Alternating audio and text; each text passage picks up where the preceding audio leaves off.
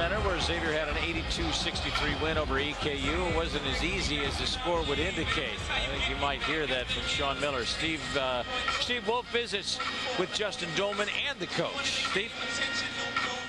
We knew Eastern Kentucky's a good team. Obviously, Steve, they were in the tournament a year ago, played a great game against Kentucky. They've won 4 out of their last 5 coming in, and it seemed like they had really been playing their best basketball.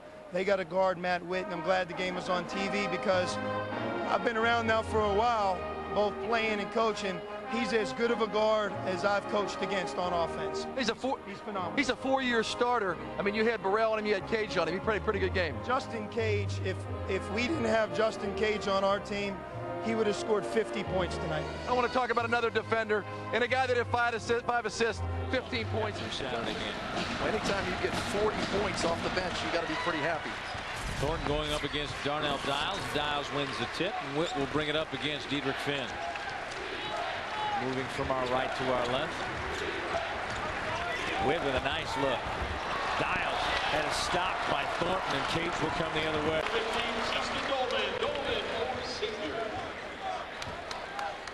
11 straight, as we told you here at the Cintas Center. Sweet home for the Musketeers. You watch this team. This is a little bit different team than last year that went to the NCAA tournament, although they have some starters back. Jeff Neubauer's come in and changed the whole offense. It's more of a, as Craig Stottlemyre, who's the play-by-play man, said, it's more like a Princeton offense on speed. Dials. Witt. Down low, McLeish off the glass. Real good recognition by Witt. He's such a good shooter, you can't play off of him. And then when Burrell went down, he located McLeish. You can see right there, Eastern Kentucky is not getting back in transition. Xavier's going to be able to get some open jump shots. But hey, you got to get back in transition first. That's clearly Witt will knock down the jumper. He leads. He's a career leader at EKU. Most 3-pointers for anybody that's played there, and they've had some good players. Colonels with a 3-point lead. Have to guard Justin Dolman now. Well, they were warm from behind the arc on Saturday night. Started out, hit their first 3, went cold, and then warmed up again in the second half. Witt is letting fly to stay with the Xavier Musketeers. Well, Matt Witt does. He's 3 for 3 with 8 points. The rest of the team, 2 points, 1 for 6 from the field. But this is the defense that he's going up against. Well, in April last year, they decided, the coaching staff, is that they're going to hang their hat on defense. And that has kept them in all the games, especially road games. You can always play good whenever you want, Coach. You see Matt Witt right there. He's got his coach's attention. Burrell on McLeish. Burrell's done a very nice job on McLeish. So far, he only got that chippy layup. Gracious Matt Witt. McLeish doesn't have to score. Has the lead, back and forth right now. Eastern Kentucky is beating Xavier in transition, and that's something that hasn't happened all year long. Dee Brown in Illinois did not beat Xavier in transition. Xavier's struggling to get back and stop the break. Playing Xavier's largest lead at 6. I like that little cuff move that Stanley has now. That can get dangerous, though. Nice give off to Hurd, and he got fouled. Will go to the line for 3. 33, Alonzo Hurd. You have to realize they're always going to go to the basket. Everybody's cutting. You'll see the pass, cutting to the basket. That is the Princeton-style offense. That's his second personal time, 16 foul. Coaches call 2-3 zone. Change it up a little bit so you don't get an easy possession under the basket. Dials back in, up and under. A great look from Witt, and he'll go to the line. Will Connell says, my fault, not thinking. Basket is good. The fundamentals of the Princeton offense. Back cut.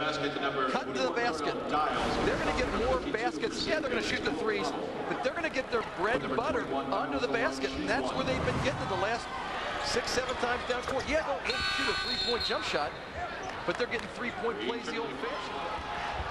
And Rose with the inbound pass on the back door. Let him take it to the basket. Cage will take it himself. Left hand, not even close. Here comes Witt on the run.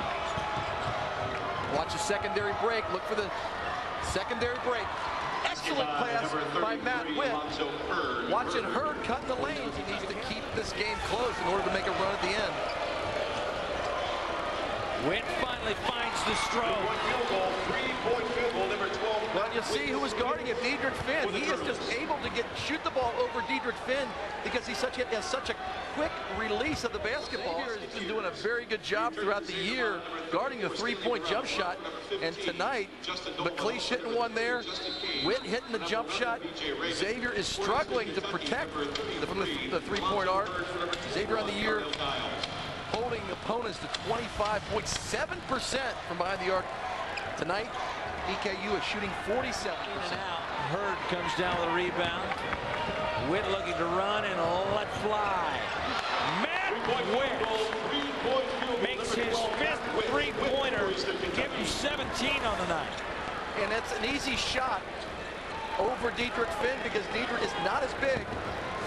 And because Matt Witt has a quick Colonel's release. 9 of 25 from two-point range. 9 of 19 from behind the arc. Witt trying for his 10th and buries it. His 6th three-point field goal. Matt Witt with 20 points. Raymond, Justin Cage, Stanley Burrell, all penetrating to the basket. Xavier getting to the free throw line. They lead by 15. And they lead by 16 in points off turnovers. That's been a major factor. Witt goes down low. Goodness gracious, Matt Witt. Up and under amongst the trees. He's got 24. Just found his way to do it. This kid is a gritty kid. He's from right up the street here in Tip City. Not that far away. Brian Thornton with his 4th 20-point game, 20-plus game this year. Nice look from Witt. Dials got hit. I mean, he sees the court so well, Matt Witt does. As much as he may look to get that gun off, because he's got to take it down from his hip. He's got 6 assists, 5 rebounds. This kid has done it all. And this is the kind of guy that can help you win a championship in the Ohio Valley. Because a guy that can shoot the jumper that's going to pull the defenders out on him and open it up for guys like Dials and Mescal and Brock and Brown, all those guys. After 21 assists, a lot of those passes were made by the likes of Justin Dolman, Burrell. It's hard to give one guy. No way! Except maybe that kid. No way! He was fading away. Matt Witt with his 7th three-pointer from just inside the building. He has 27 on the night. Will get a foul there. It's fun to watch. This kid, as soon as he enters off the bus, is within range. Take a look how far this is behind the three-point hash. His 2nd personal foul. B.J. Raymond in his face. Goodness gracious. And the lefty has almost that side circular spin on the ball. And yet he seems to know where it's going to go. 27 points, 7 assists, 5 rebounds from Matt Witt, 7 of 10 from behind the arc. That's a game. That'll get it done most nights. Some new players in there. There's Todd Ostendorf, 5'9" sophomore. Shot no good. Rebound comes out to Plunkett. Front court right side to Witt. Witt throws it up with the left hand. Up and good. And Bethel by 22, 69-47 with a minute 20 to go. Got the shot to go down, and Bethel now will send in the subs as they lead at 71-47. Just a good performance out of Bethel all night.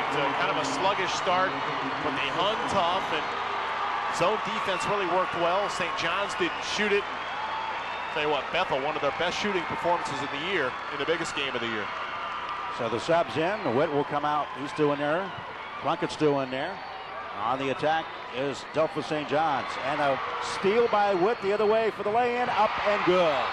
73-47 with 42 seconds to go. And I believe they call a timeout just to get the subs into the ball game for the Bethel Bees. We'll keep it right here, but an impressive performance by Bethel, their first ever state championship.